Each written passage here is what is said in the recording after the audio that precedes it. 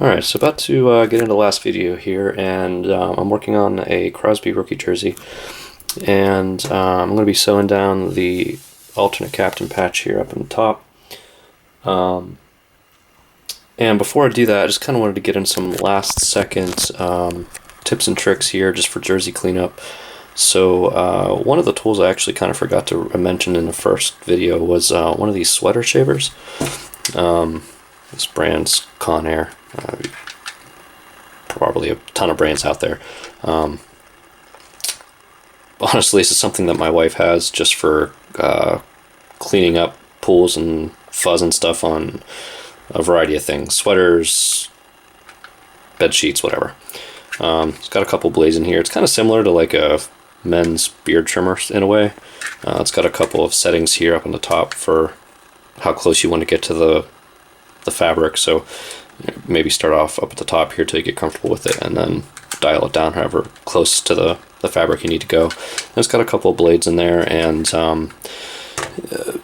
use it with caution, but usually if I have a little pool somewhere that I can't fix otherwise, pull this out, shave it off, works really well. So there's one here on this jersey that you're probably going to have a hard time seeing, but it's right here. It's not a big deal, but it's just something I wanted to clean up. So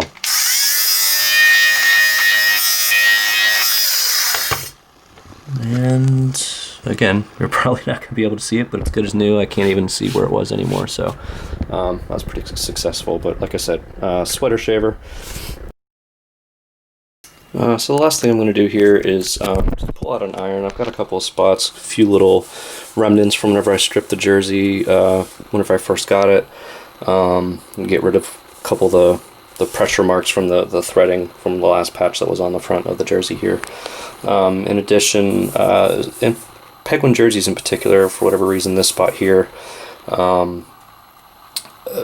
whether it's washed, or the jersey's washed, or it's hung in a weird way, can develop some really bad creasing here. So I'm just going to pull out an iron, iron off these pressure marks up here, work on this a little bit here in the middle, and then also I see a lot of people ask, there's no guarantee this is going to do anything, but there's like a bit of a little, like a bubble right here on the crest. A lot of times you can just iron that down and it should affix to the jersey. Sometimes it won't though, and it is what it is. Maybe they didn't get enough glue on there or whatever the case was. So yeah, I had a Lemieux jersey the other day, back to the creasing here in the crest. It's pretty bad actually. It must have been washed a couple of times. Pulled out the iron, just worked really easy right over top. I try not to use more than like a medium setting, maybe a little bit higher. Just be careful with an iron. I usually use them directly on the fabric. There's some that they recommend not ironing at all. Usually I think that's just more of a precaution, but in this case I've done it enough to know what to do and what not to do. So pull out the iron, just like the last tool that we've not talked about really yet.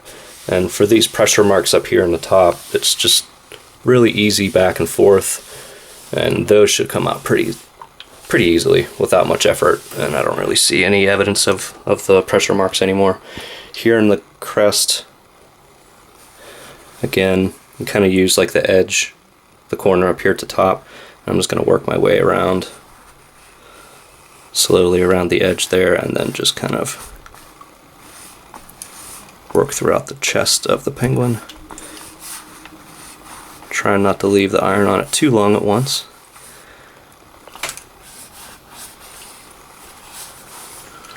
Maybe give it a good press or two. Full weight.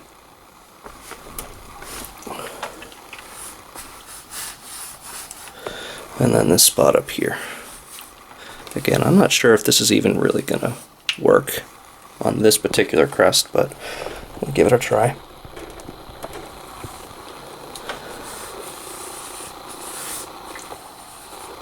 A couple other spots over here.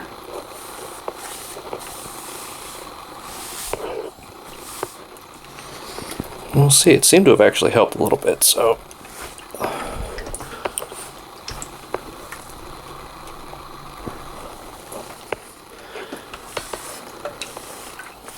Alright. Yeah, it's probably going to take a little bit of time for it to cool off just to know for sure if that actually helped or not. on at least the bubble, but the rest of this, it's still warm to the touch. Gonna let this cool off a little bit, but yeah, the iron, the sweater shaver, and then I've actually got a really tiny, in case you're wondering, really tiny, it's probably only 3-foot long ironing board. It's really convenient to just kind of store it away in a closet and get rid of it when you don't need it. And I kind of use it on a little tabletop like this, or pretty much anywhere. But yeah, we're pretty much good here. There's a couple other spots I'm going to reposition and fix up on this jersey just to get a couple of the last creases out on the front. And then it's going to be the last little segment that we got here is going to be putting the alternate patch up here like I mentioned. Alright, so about to get started here. One last thought on the iron actually. Just as I was finishing up, I realized that, you know, again, at least all my examples here are of the Penguins obviously, but one other area that I use the iron a lot too is, is some of these older jerseys. This one's 2005. They use this style roughly all the way back to 2001. And then there's also the early 90s jerseys that have these even bigger shoulder patches up on the top there. Especially with these ones because of how big they are, and the way if you store your jerseys hung up, the hanger is basically hanging right down the middle of the patch there. So this one's not quite so bad, but after years of being folded over, sometimes this one kind of like folds in on itself. And especially these ones for whatever reason. These are the diagonals. The glue on these ones tends to dry out pretty badly, and it's apparently pretty thick under there. And actually, I just I bent this in the closet as it was hanging up, and I actually heard it snap. But to kind of bring some life back to these shoulder patches, again, heat up the iron these down a little bit. It'll kind of soften that glue a little bit, warm it up, and then it'll you can just kind of let it flatten out or hang them in a way so that they're not quite so creased, and then that'll be great. So last thoughts on that. So I've, as mentioned before, kind of looked up my game worn photos for this particular jersey. I know where I want to mount this piece to. I've already sprayed with the temporary adhesive that I use, and basically I've already got this lined up.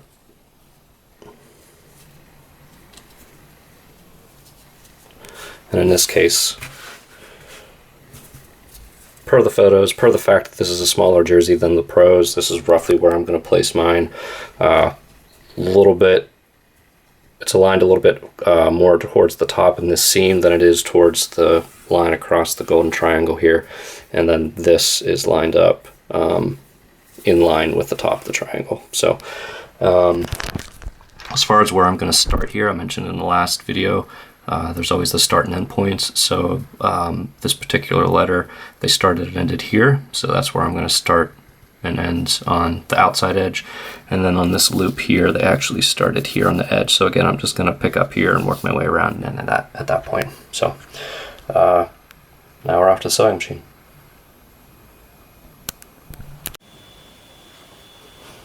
Alright, so here we go. About to get the alternate captain patch sewn down on this Crosby jersey. So just a little, last couple of thoughts here before we get going.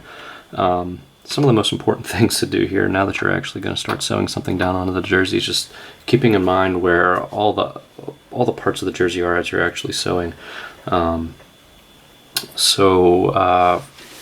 Just since I'm zoomed in on it already, first things first here, as you go to put down the nameplate on the back here, just keeping in mind where this little fly tag is here with the size.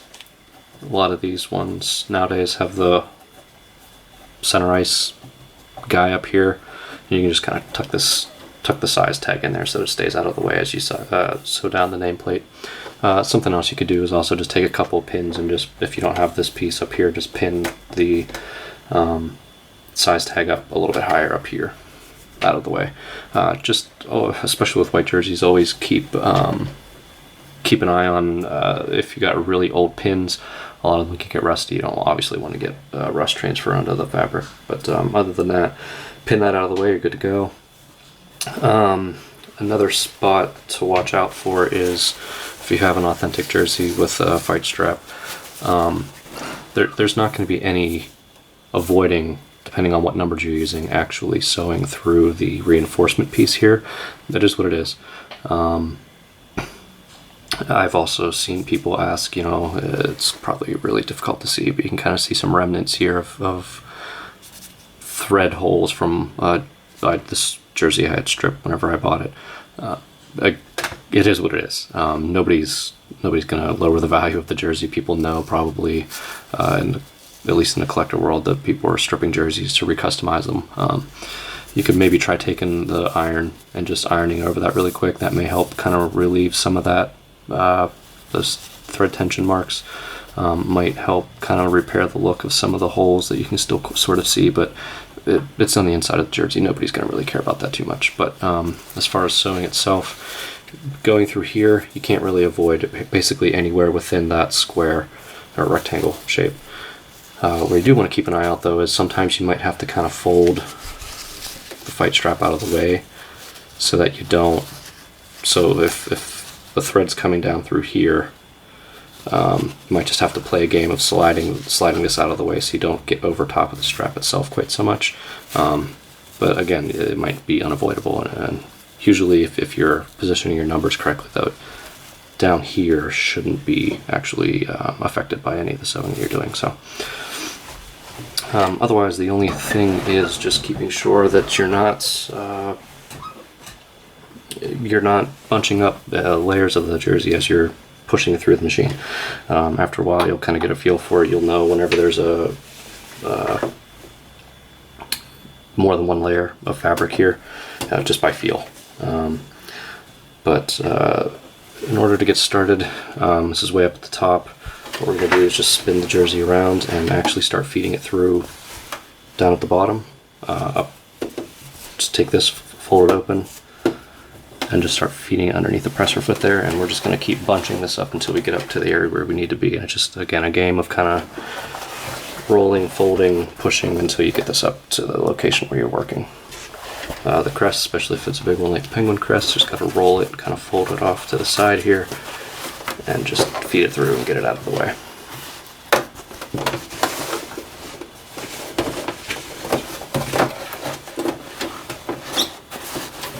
Nice thing is once you actually get this positioned to start the piece that you're working on, you really should be good, and then at that point it's just a matter of rotating this all around in a circle basically. I've mentioned before, you don't want to push the content through the machine. If you do that, you're going to alter the thread distance.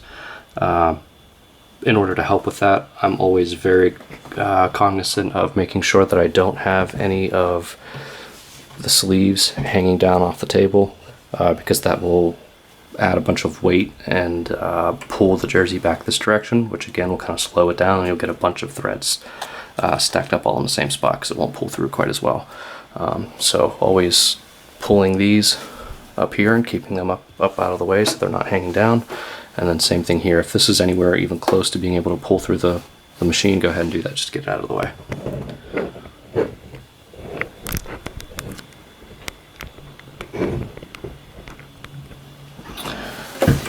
So basically we're in position here. As I mentioned a little bit ago, my starting point is down here. So, and I need to keep the content on the left, so I'm probably then just going to start on this corner and just start working this direction.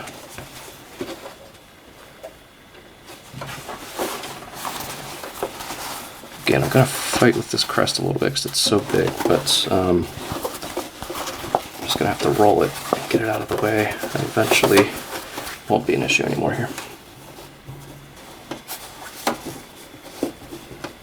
Okay, here we go.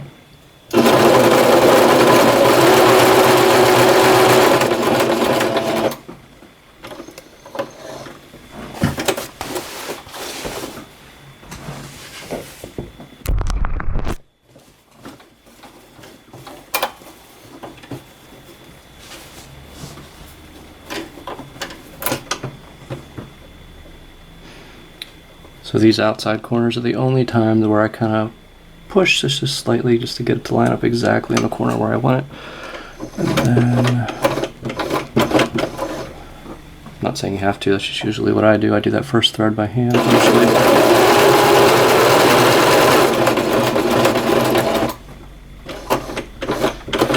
And usually do the last one or two by hand as well.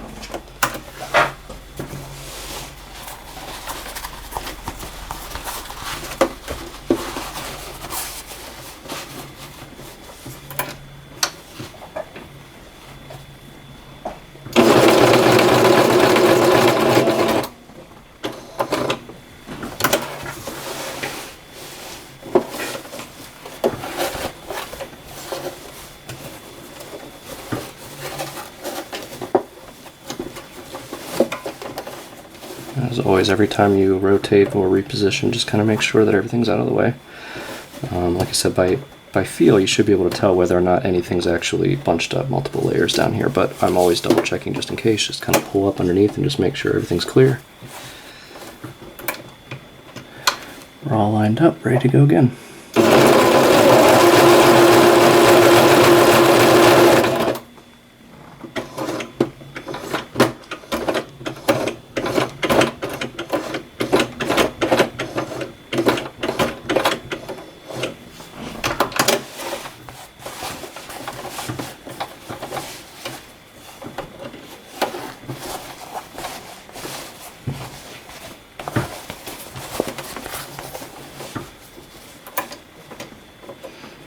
And again, a nice thing about this outside corner is even if I didn't line it up perfectly, I can just kind of push it just a smidge. I don't want to do much, just a smidge to line it up exactly where I want to go, and then go again.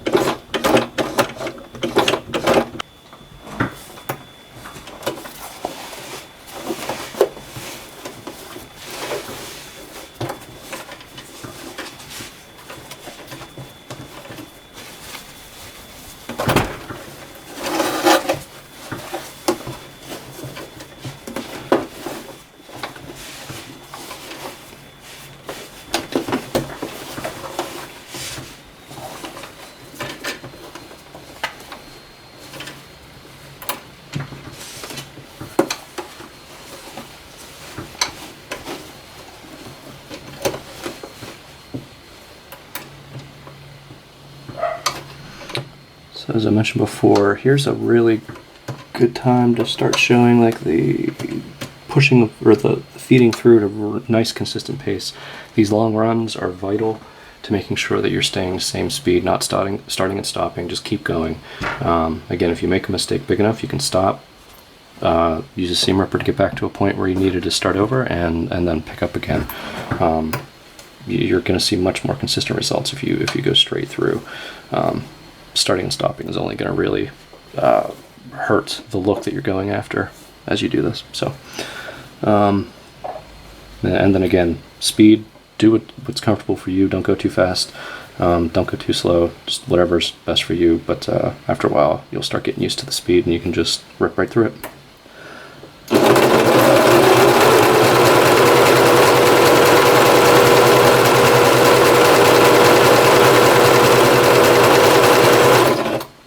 Okay, now we're getting close to some of the turns here, so start working my way around the curve. Again, 2 to 3 stitches. Down to the left needle on the left side, rotate, keep going.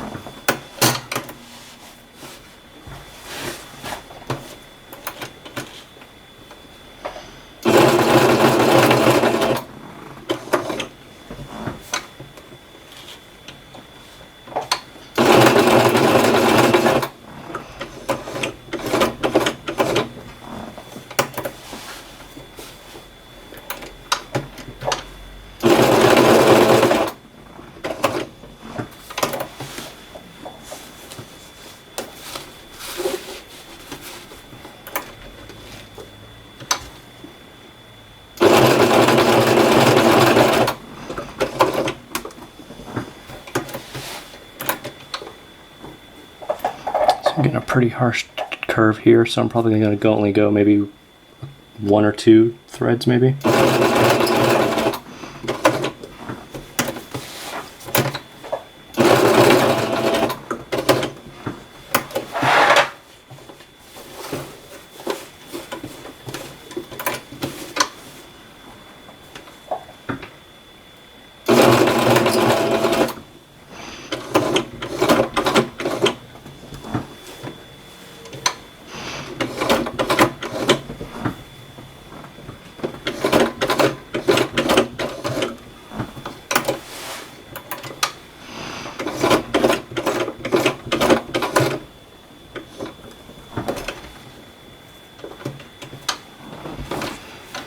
I'm back on the straightaway, rip through it again.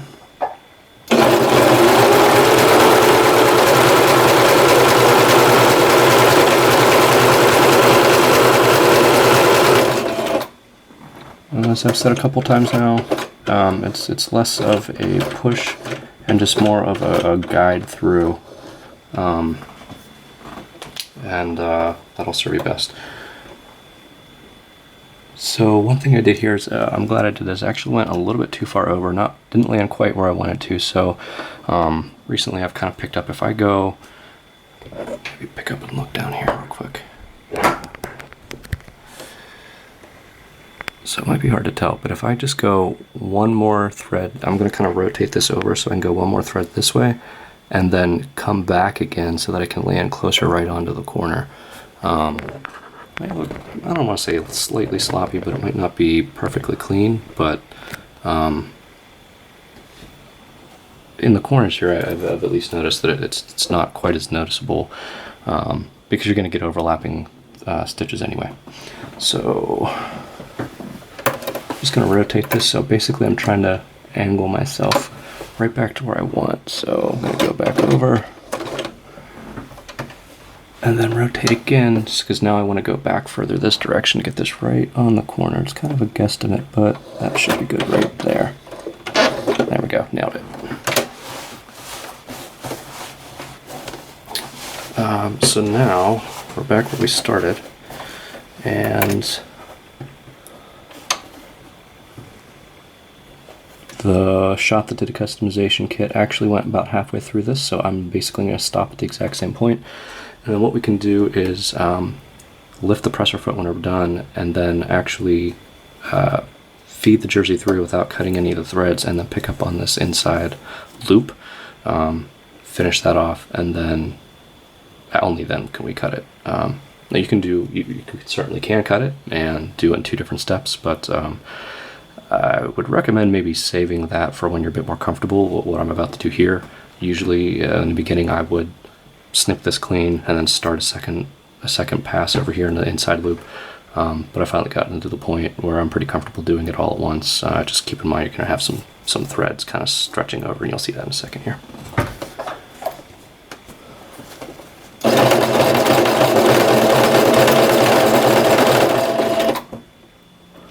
So I'm going to end in the down left position so that whenever I bring this up, the needle's not going to go down into the right position, so that whenever I bring this over here to start again, I can actually position the needle where I want. So like I said, lift presser foot, then we're going to push this in.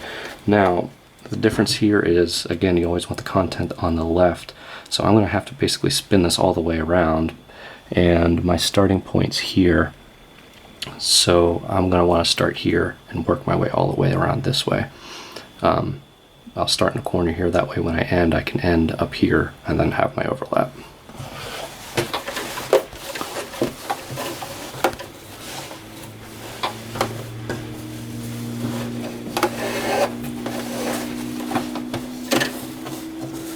So again, as you can see, there's some loose thread here just because I'm not actually snipping that off. But that's okay, you just gotta be careful whenever you're working.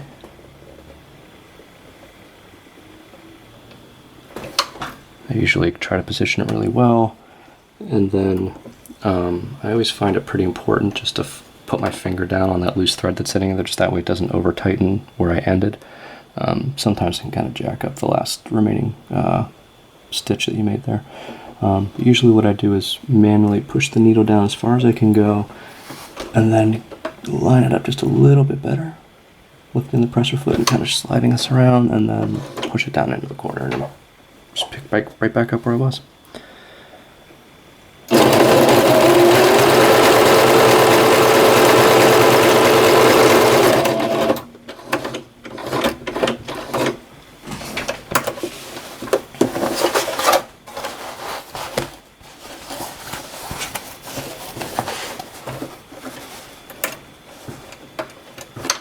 Especially on small letters and numbers like this, it does get a little bit tedious, especially in tight corners like this. But again, just be careful. You've not seen me really catch or check much for any fabric that's double layered up.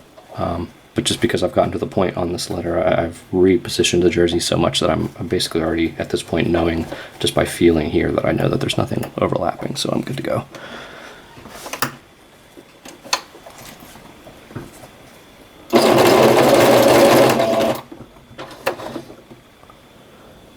Okay, so here's another one where I went just a smidge too far.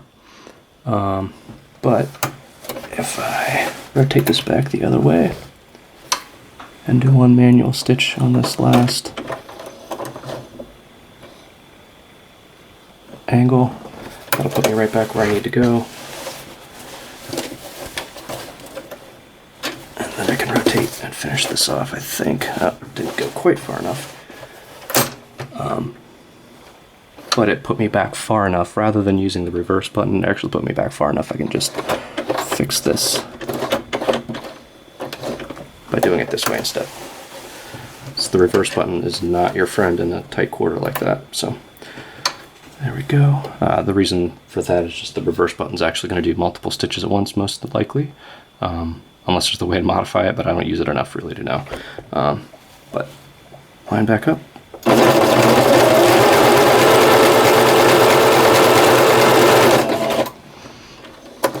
As you can see, as I was kind of going down that straightaway there, there was a couple of waves where I kind of pushed this a little bit, slightly back and forth a little bit, just to straighten up. That's what I meant before. Like if you start and stop, you're going to get these really harsh, jagged fix. It's going to be noticeable fixes. In this case, it's going to be much more slight over time as you kind of go down that straightaway. It may be noticeable if you get up close, but it's not going to be so bad because it's going to be more of a straight line rather than sudden jagged edges. So just a couple more rotations here.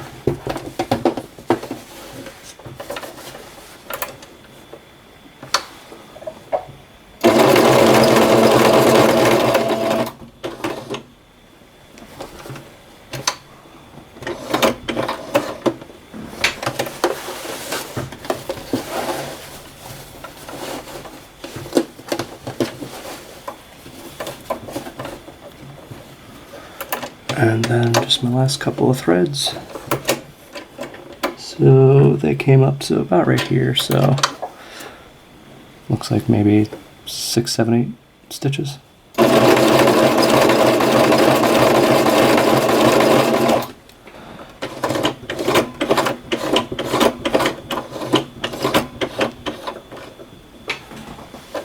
There we go.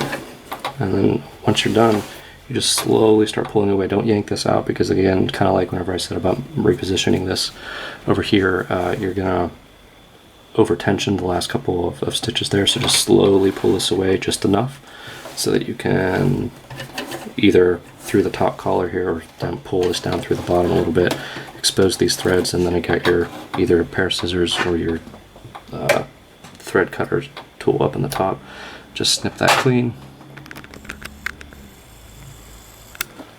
And just play the game of reworking the jersey out from underneath the presser foot. Just being careful not to jag it on anything.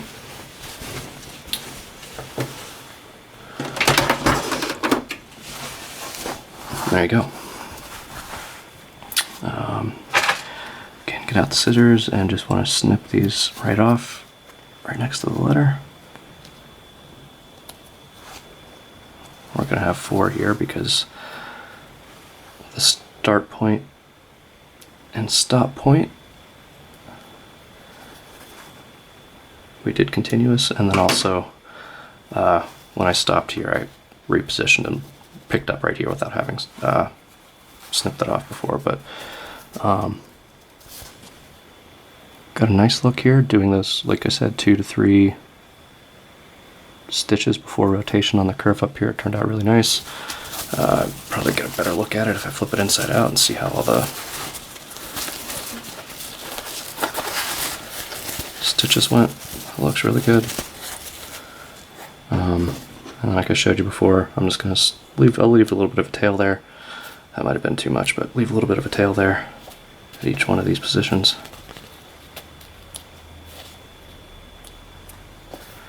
And then I got a little bit of a snag down here, but this really isn't a big deal. That never really bothers me as long as you don't have big loops where your finger can kind of pull in and get in the way. I kind of pulled that a little bit tighter just so that, in my opinion, it's just more strength. But these are just a zigzag right over top of that. If you want, you can just work your way, grab a loop here, and just pull that right out. But snip that off, and that's it. It's not entirely perfect. There's a couple of spots here where I probably did a bit too much one way or the other, but overall it's pretty consistent. It's nice and clean, and actually a couple of times here I basically nailed the end point, starting at the same point, and those stitches overlapped here and here, so it's going to look really good on the outside.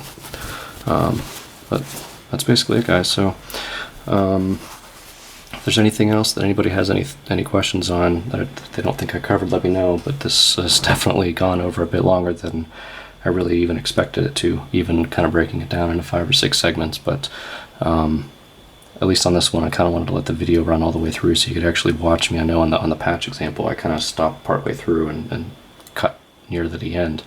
But here I kind of wanted to just do the whole piece, that way you could kind of see all the different aspects all in one run. But that's basically it. There's not much more to it. It's mostly just practice. Once you kind of get all these motions down, keep your cheat sheet next to you just in case you forget stuff. You'll get it down on a couple of jerseys. It's not that difficult.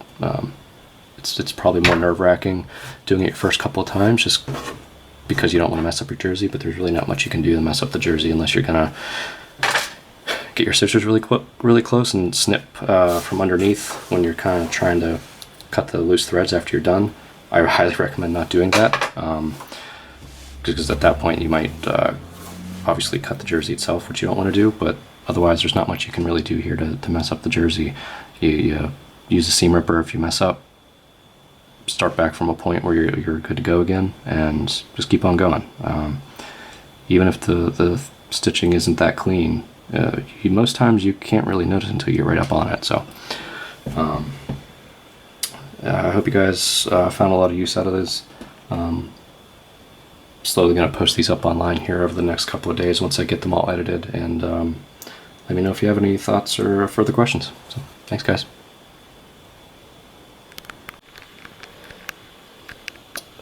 Alright, so of course one final thought after I was done there at the machine. But I have seen a lot of people asking, just as far as like if they want to take really good, nice pictures of their collection, how that should be laid out. How do you get the look that some of the people see, basically floating in white space, black space, stuff like that.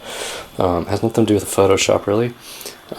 What I did is I went out to somewhere like Staples or the like, and just get one of these. It's a 3 foot by 4 foot wide piece of poster board. In this case, I went with white. They offer black, gray, whatever. You can get whatever you want. I really don't even have that special of a lighting setup, quite honestly. I can wait. I have 2 windows right here that I put this board down when it's really nice out. Wait for a good sunny day. Wait till the afternoon so that I can get some of the sun coming through. Obviously, I don't want sunbeams shining right down on the jersey, but I just position the blinds so that they are lighting the area real well, and then just kind of center this right in the middle so I get even lighting at that point. Look up with the camera that you're using. I try not to use my phone. You can. I try not to use my phone. I try to use like a point and shoot, the same one I'm using right here. And I'm using the white balance settings. And with that, even if it's not a super sunny day, if you increase the white balance, it's actually going to really kind of brighten this up really well and give you a nice, even, clean look.